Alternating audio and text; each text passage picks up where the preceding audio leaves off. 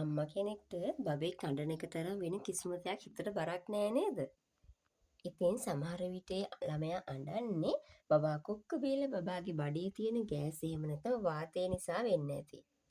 ඉතින් අන්න ඒ වගේ වෙලාවට අපේ ඩොක්ටර්ස්ලා මිඩ්වයිෆ්ලා අපිට කියන්නේ බබාගේ වාතය එළියට පිට කරන්න ගුඩුසු යවන්න කියලානේ.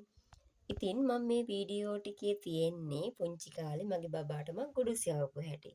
ඩොක්ටර් අංකල්ලා මිඩ්වයිෆ් ඇන්ටිලා කියලා දුන්න විදිහට බබාට ගුඩුසු යවපු හැටි තමයි තියෙන්නේ. ඉතින් දැන් නම් මේ වීඩියෝ දැක්කේදී හරිම සතුටු හිතෙනවා. මොකද දැන් මගේ බබාට අවුරුදු 1කමාරක් වෙලා තියෙනවා. ඉතින් මේ වීඩියෝස් කරද්දී බබා ගොඩක් චූටිනේ. ඒ නිසා ඒව දැක්කේදී හරිම ආසයි දැන් නම්. ඉතින් මේ වරන්න එක ක්‍රම වලට අපිට කියලා දෙනවනේ ගුඩුසු යවන්න. මේ එක ක්‍රමයක්. බබා මෙහෙම ඉඳ අස්සලා බබාගේ කට ගාවින් අපි අත තියලා මෙන්න මේ විදිහට පාත් කරලා බබාගේ පිට යමින් පිරිමදින්න කියලා තමයි කියන්නේ. මෙන්න මේ විදිහට තමයි මූණ අල්ල ගන්න ඕනේ. ඉතින් මේ තියෙන පුංචි කාලේ කරපු ඒවා දැන් නම් ඉතින් දකිද්දි ඇත්තටම හරිම සතුටු හිතෙනවා.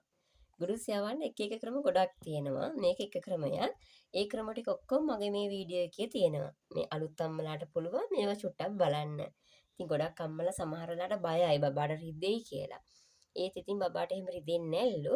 ඒ නියමිත ක්‍රමයට ගුරුස් යවපුවා මේක ළමයාටත් හොඳයි. ඉතින් අපිටත් හිතට හොඳයි.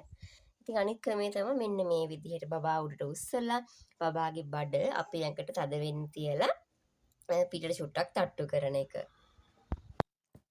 ඉතින් ඒ වගේම තමයි මෙන්න මේ විදිහට බබාව පිටිපස්සෙන් එක අතකින් අල්ලගෙන අනිත් අතින් බබාගේ මේ බඩට උඩින් වගේ චුට්ටක් අල්ලගෙන මේ විදිහට රවුමට කරකවන්න කියලාත් කියනවා. එතකොට ගොඩුස් යනවා කියලා තමයි කියන්නේ. ඒ කියන්නේ මේ වාතයක් ඉදිරිය යන්නත් පුළුවන්. එහෙම නැත්නම් ගොඩුස් එකක් ඉදිරිය යන්නත් පුළුවන්ලු. ඒ වගේම තමයි ඔන්න බබාව මේ වගේ මුණින් අතට හරවලා එයාගේ බඩ අපේ කකුලට ටිකක් අද වෙන්න හිර වෙන්න තියලා මේ විදිහට පිට අතුල්ලන කොටත් ගොඩුස් යනවා කියලා ඉතින් මිඩ්වයිෆ් නැන්දිලා එහෙම අපිට උපදෙස් දීලා තමයි තියෙන්නේ.